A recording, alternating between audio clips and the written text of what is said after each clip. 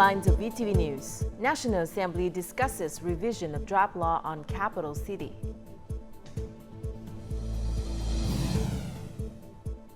FDI inflows from Vietnam's traditional partners increase.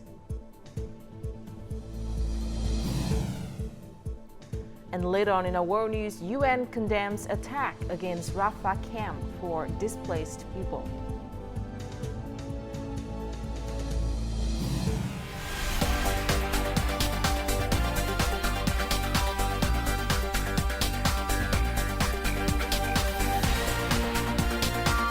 Broadcasting from Hanoi, the capital of Vietnam.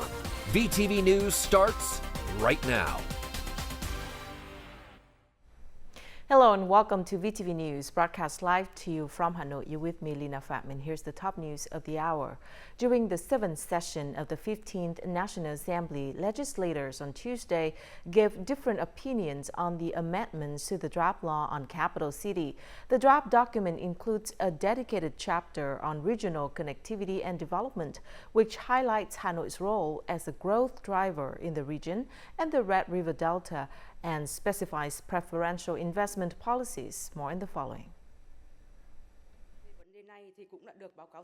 The proposed law states in situations where ensuring security, order, and social safety is imperative, the chairman of the People's Committee at all levels in the city may implement measures to request the suspension of electricity and water services for construction, production, and business establishments. Some deputies support this regulation. However, others have recommended reviewing it. Recently, Hanoi had witnessed a series of devastating incidents, leading to substantial loss of life and property. Without swift action to address these matters, controlling the damage will be difficult. While cutting off utilities may not be ideal, it's a necessary step to uphold social order and safety in the capital. We should consider this carefully. Clause 2 prohibits support for unplanned projects. However, this measure may at times contradict constitutional rights, including the right to run business operations. Addressing concerns about educational development in the capital, some deputies support the draft law's investment in public schools and high-quality educational facilities for the capital's development needs. However, others cautioned that unchecked replication of high-quality schools with high tuition fees could foster educational inequality.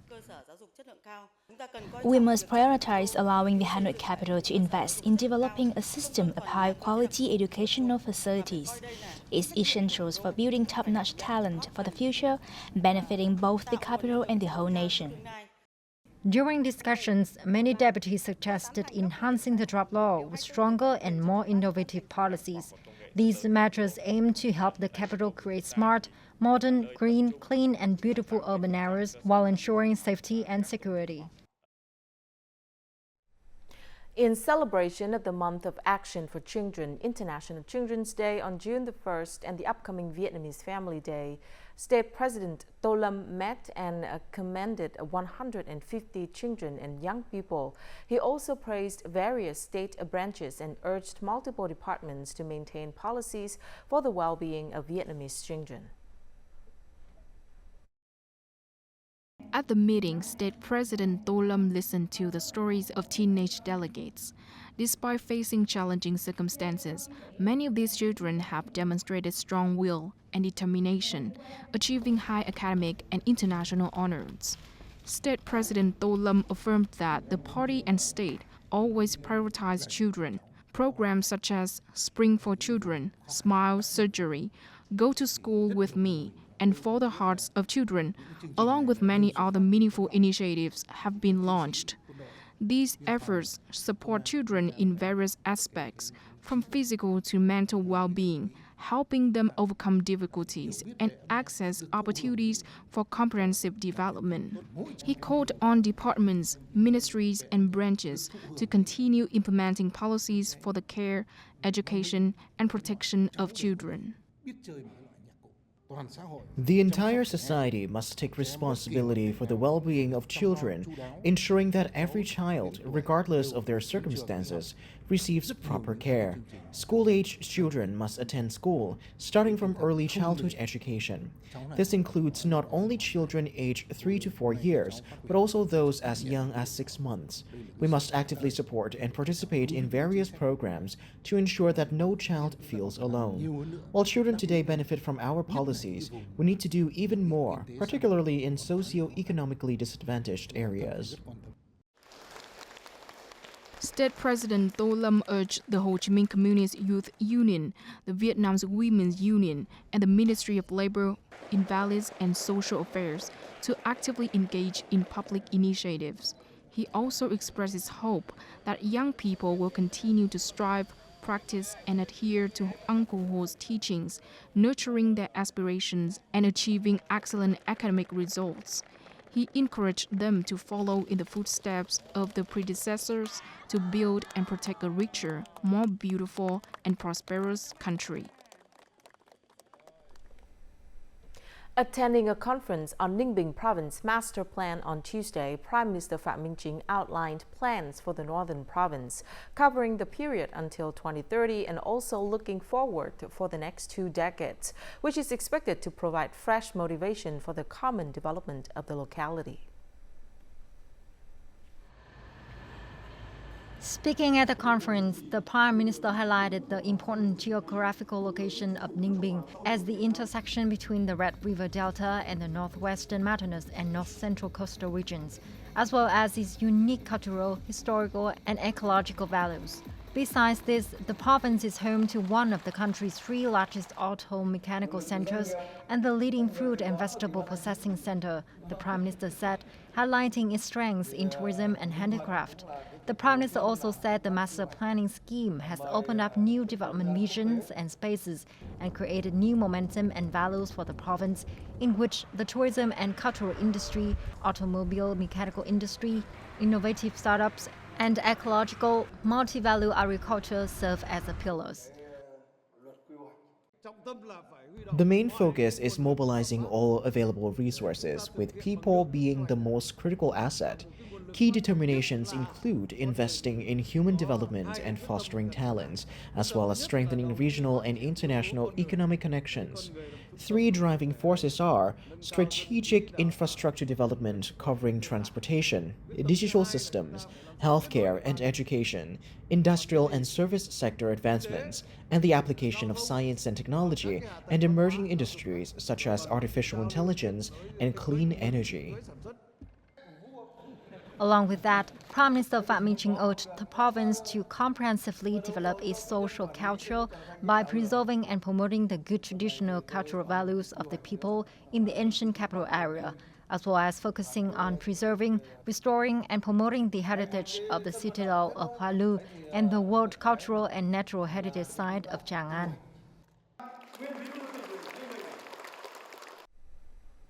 Prime Minister Pham Minh Chinh visited key socio-economic establishments and infrastructure projects in Ning Bing on Tuesday. He praised the success of Dong Giao Foodstuffs Export Joint Stock Company, urging the company to enhance its brand, diversify products, expand supply chains, and invest in science, technology, and green development. The Prime Minister also inspected the local East-West Road project, emphasizing its significance for regional development. He urged those involved in the construction to maintain progress, ensuring project quality, environmental cleanliness, and supporting affected individuals. Additionally, he called for a survey of connecting routes to boost socio-economic development and tourism connectivity in Ning Bing and surrounding provinces.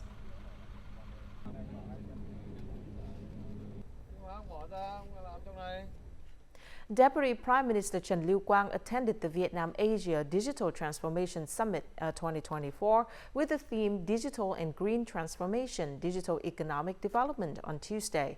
The event saw the participation of 2,000 leaders and experts from 17 economies in the region and 35 provinces and cities across the country. A number of issues were discussed, such as digital solutions and green technology for sustainable development, the application of artificial artificial intelligence and Vietnam's semiconductor ecosystem formation. It was highlighted at the event that switching to green technology is imperative for achieving a sustainable digital economy, as the information and communications technology industry currently accounts for nearly 4% of total global greenhouse gas emissions.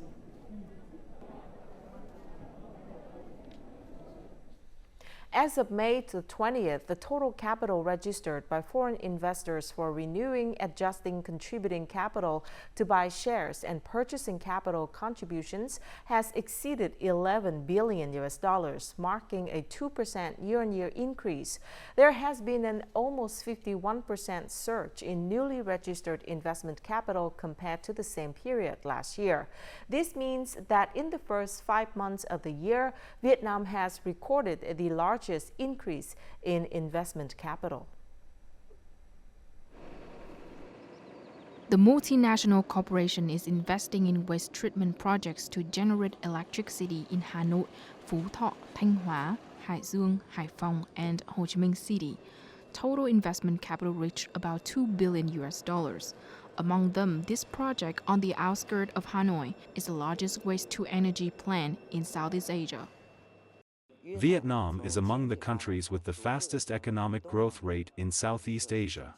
The Vietnamese government does not trade off its economic growth for the quality of the environment. We are determined to build the world's first 5-star environmental center in Vietnam.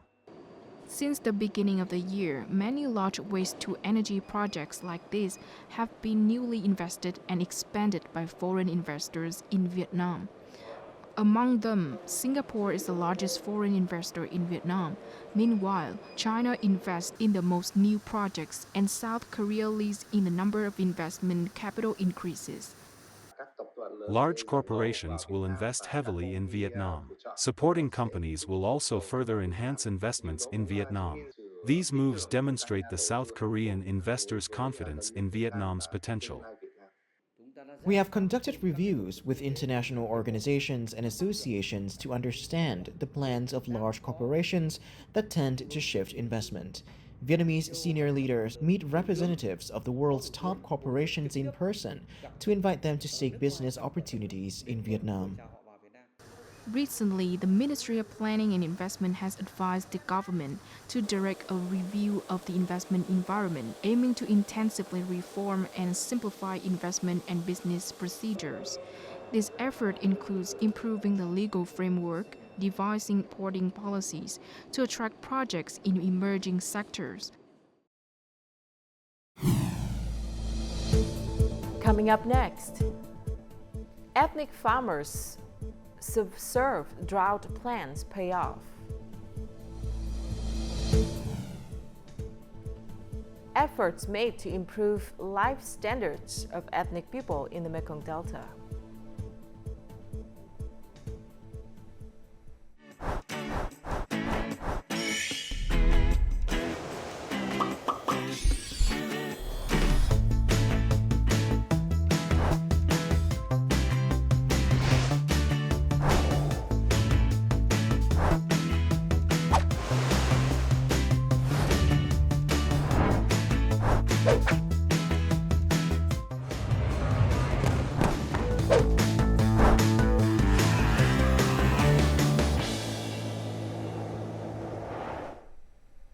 Hit hardest by the drought, Phuoc Chum Commune is the most affected area in Bac Ai District, Ninh Thuận Province.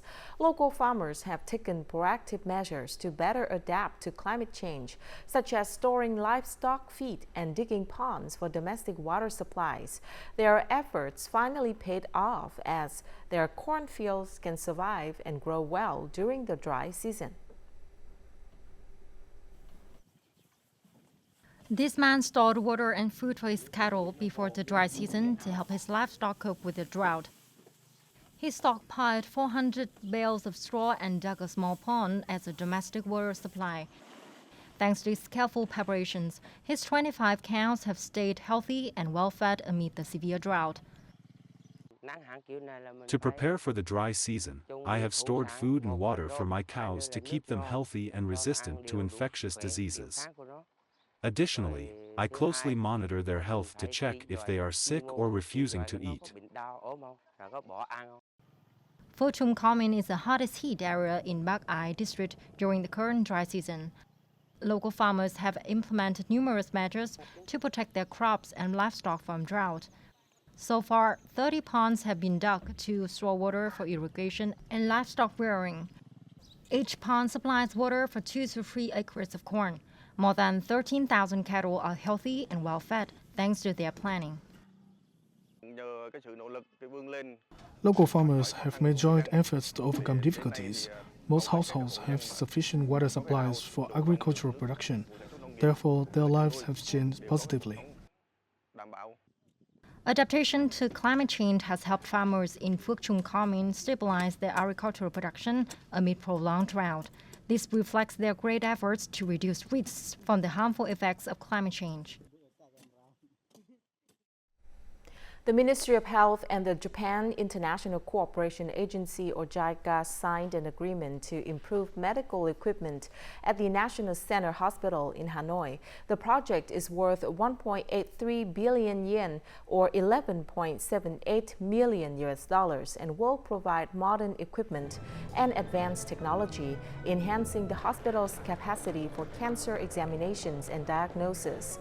The health minister urged the hospital to closely cooperate with the Japanese side and relevant agencies to complete procedures and effectively receive and utilize the equipment. The event also marked the reopening of the National Cancer Hospital Guangsu branch with a new multi-purpose building.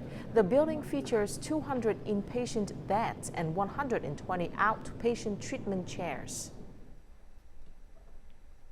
The life standards of the Khmer ethnic people in Vietnam are improving. This achievement is thanks to programs and projects under ethnic policies and the efforts of the people themselves. The great unity of ethnic groups has also been strengthened. More in the following story. This is one of the newly built houses for Khmer ethnic people who face financial difficulties. Their joy is doubled when they achieve a bamboo rice crop with favorable prices. This factor plays a crucial role in lifting them out of poverty. Currently, newly built houses for people are tiled and made of stable concrete. Residential areas for landless households were also established according to the state's directive. The authorities at all levels pay special attention to improving the lives of Khmer people. They have presented gifts to poor and near-poor households, which has brought great joy to the people. Cần Thơ is currently home to over 23,000 Khmer people, with only about 50 poor households remaining. Nearly 2,500 households received preferential loans. Thanks to that, the number of poor and near-poor households has decreased sharply each year. The city focuses on implementing support policies regarding residential land, housing, health, education, and especially job creation and vocational training. In the Mekong Delta region, there are 222 communes classified as difficult and extremely difficult areas for ethnic groups. Provinces like Sóc Trăng, Trà Vinh, and Kiên Giang have been particularly effective in implementing programs and projects under ethnic policies. The panpipe, also known as khen, is very popular among musical instrument among the ethnic Hmong communities in northern Vietnam. It is considered a sacred musical instrument that expresses deep feelings and helps people connect their lives to the spiritual world. Therefore, the traditional techniques of playing a panpipe have been passed down through generations for centuries. Join us on a trip to Nung Nang Commune, Lai Châu Province, to discover how the local community has preserved their unique musical instrument. To preserve their cultural identity and keep traditions alive, the Hmong in the village of Lao Ti Phung established a panpipe club in 2020 with 22 active members. They all share a common interest in panpipe and traditional singing and dances, regardless of their ages. Therefore, they gather weekly to play panpipes and teach young people how to play musical instruments. I participated in many panpipe club activities, especially cultural festivals at the district and provincial levels. The Hmong people in Lai Châu district reside mainly in the districts of Sin Ho, Phong Tho, Nậm Nhun, Mường Tè, and Tam Đường. They cherish a range of musical instruments to serve their spiritual life. The panpipe is a unique musical instrument as it represents the cultural identity and lifestyle of the Hmong people. The panpipe can be used in different cultural contexts and settings. I learned to play musical instruments when I was 13. In 2016, I mastered the playing techniques of the traditional panpipe. Local artists have operated the panpipe club effectively. They have made joint efforts to preserve the cultural values and traditions of the Hmong people, including the traditional dances and panpipe. Authority in the Tam Đường district always prioritize the preservation and promotion of the Hmong people's cultural values, in which community engagement is a key factor. The local people have made joint efforts to preserve their cultural identity, thereby contributing to building and developing the national cultural heritage.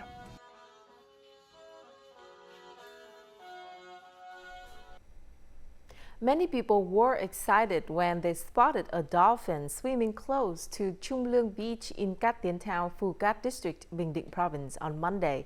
Videos recorded by beachgoers show a 2-meter-long dolphin swimming near the beach. The dolphin was sighted around noon. The dolphin appeared healthy, swimming in shallow water close to the beach for a while before departing. In recent years, Bình Định locals have frequently seen dolphins and whales near the coast. This phenomenon could be due to the dolphins searching for food closer to shore more than normal.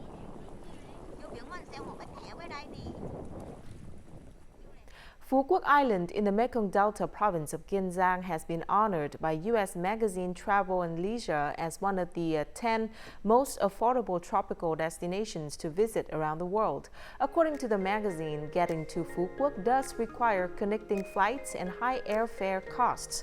But once you arrive at this slice of paradise, it's incredible value. It said, rooms at top-rated resorts start at just $75. The night markets in Dương Đông overflow with cheap and delicious eats.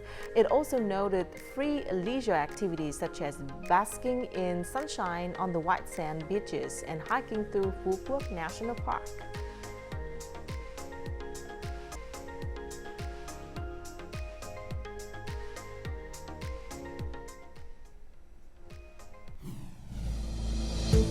Coming up next in our world news.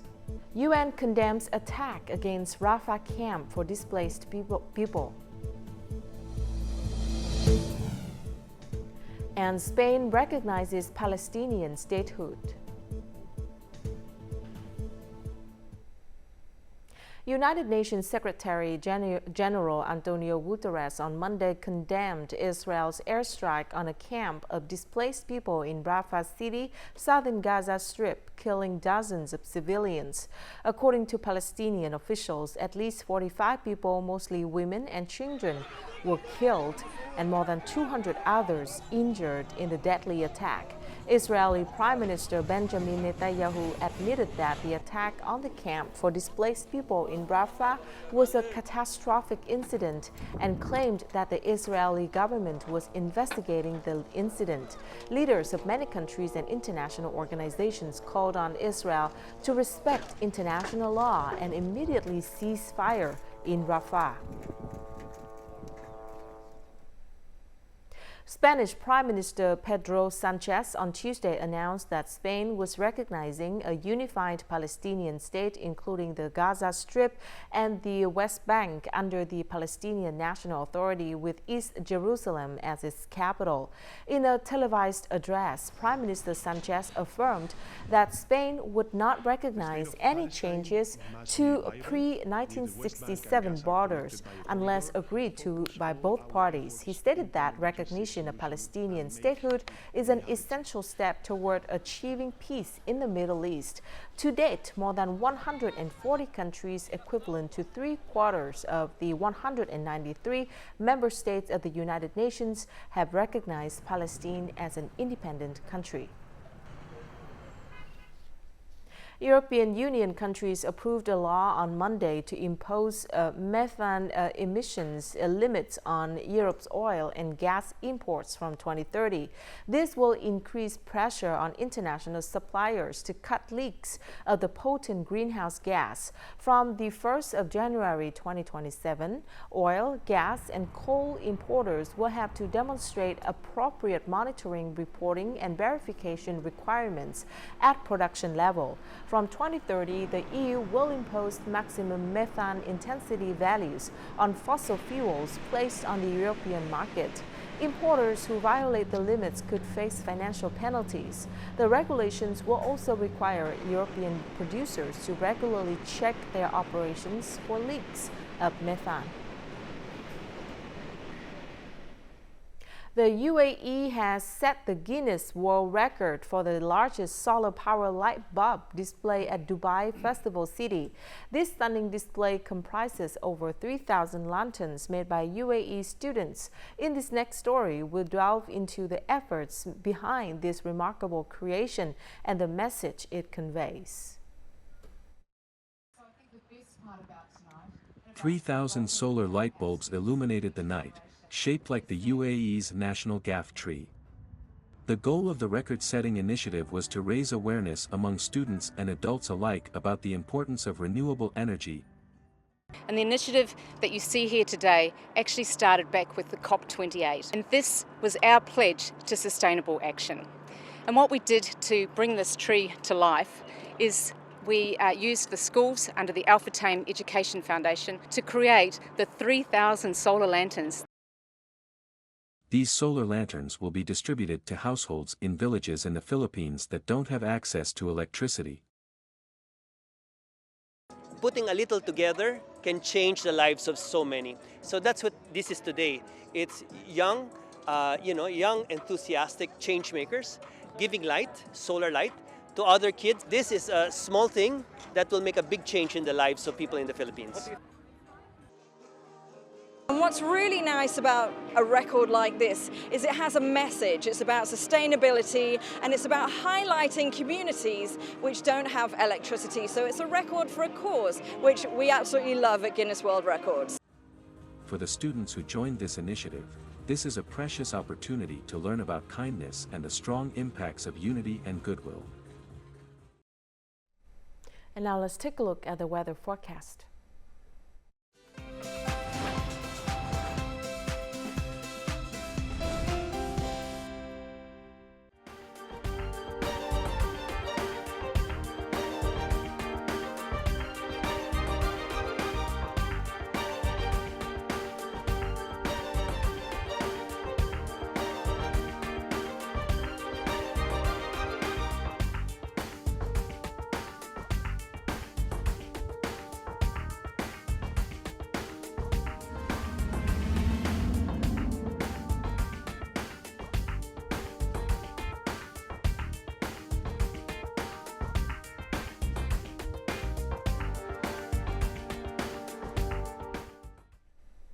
And that's it for this edition of VTV News. Thank you very much for watching. To rewatch our program, you can download VTVgo from App Store or Google Play, or tune in our YouTube channel at youtube.com/VTV4Go. See you again at 3 p.m. local time. Goodbye for now.